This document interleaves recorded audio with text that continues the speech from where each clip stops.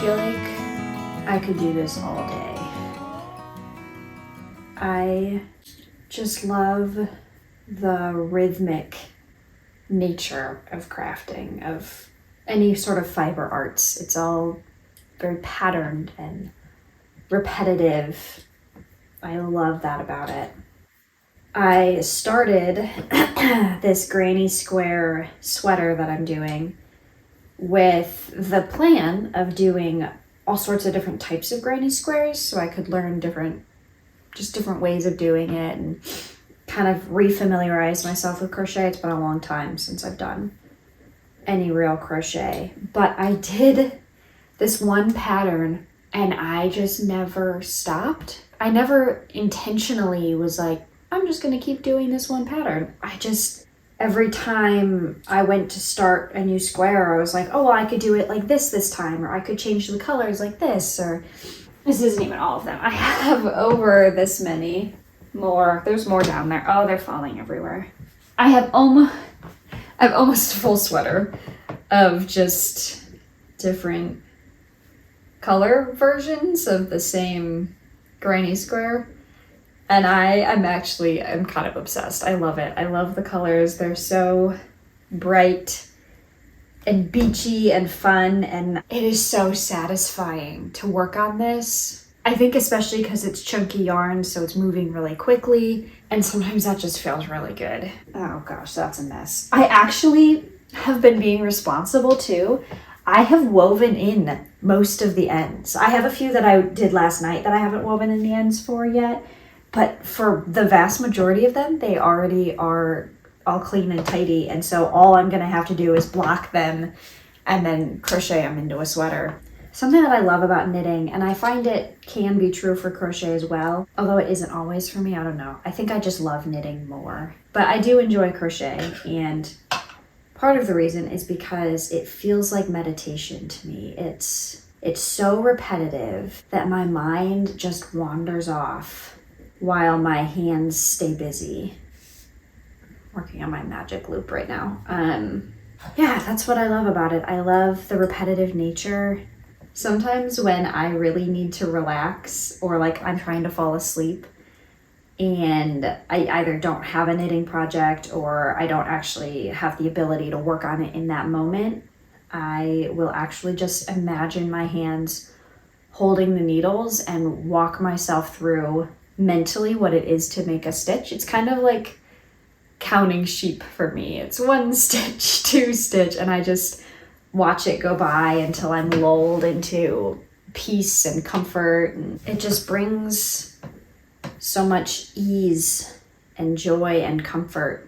This is also really good for me because I have a very vivid imagination and I really enjoy either like really contemplating a book's plot line or taking a minute to really imagine what that character's face might look like. Or, if it's something that I haven't like seen in a movie, I might be like, okay, well, what do I imagine the Undying Lands to look like? What is Tolkien trying to describe? What would the Silmarils look like if I were to visualize them? And sometimes when I'm reading, I get so absorbed in a plot that I don't take time to let those kinds of thoughts like simmer and breathe and come to life. And so when I am knitting or crocheting, I'm just imagining what I have read. I'm imagining plots or trying to predict plots if I'm reading a thriller or, even just like a fantasy novel. I love trying to figure out what I think is going to happen, and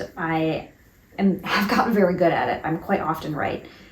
And so sometimes I'll just sit and imagine or think about, if I were to write a book, what would the plot line be and who would the characters be and why would I make them like that? And so I've created little characters in my mind, just giving myself time to daydream and to wonder and to contemplate.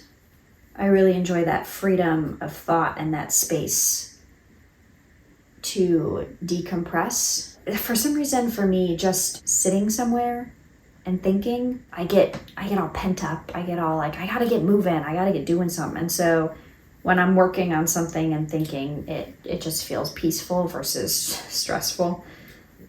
Sometimes what I'll do if I'm deep in contemplation, or even if I'm like listening to a thought-provoking podcast or something like that, I will keep my bullet journal nearby. I have a little section where I just write notes from the day, so that I can look back on them and think on them. So if I had like a really good idea for a novel, if one day I ever were to write a novel, I have a whole list of novel ideas written out. I have just like thoughts about things in prayer that were coming to me, or I'm sitting here knitting or crocheting and I'm thinking, I had the perfect idea for a chunky knit sweater. So I am going to write down what that idea is and try to make it happen in the future. This is being weird. So that's one thing I love about my bullet journal. I always keep it nearby while I'm working so that I can catch any stray thoughts, since this is probably my most creative time. Honestly, it's even helpful for coming up with like things I want to put into a video, or projects I want to do around the house. It's just good thinking time. That being said, I am moving. Yes, so I am moving, and in less than a week, the movers are coming to pack up our stuff. And at that point, I will have them pack up my crochet, because there is no way I am fitting all of these granny squares in my too small a suitcase that I have to live out of for about months. So I am bringing let me grab it. My old cross stitch project that I have been working on, Lord knows how long, over a year at this point. I started this before I was even pregnant with Max. So this is a big bend, and I will put down the designer in the description below. I am going to work on this one, and I'm hopefully actually going to finish it. And then I bought enough stuff to do another one. So I bought from this designer a variety of different national park cross stitch patterns. And so this is Big Bend, like I said. And then I am going to do another national park. I think it's Arches. I don't remember. I'll put it below as well, what I'm going to work on. But that way I will have enough projects to last me what could be a couple months without my stuff.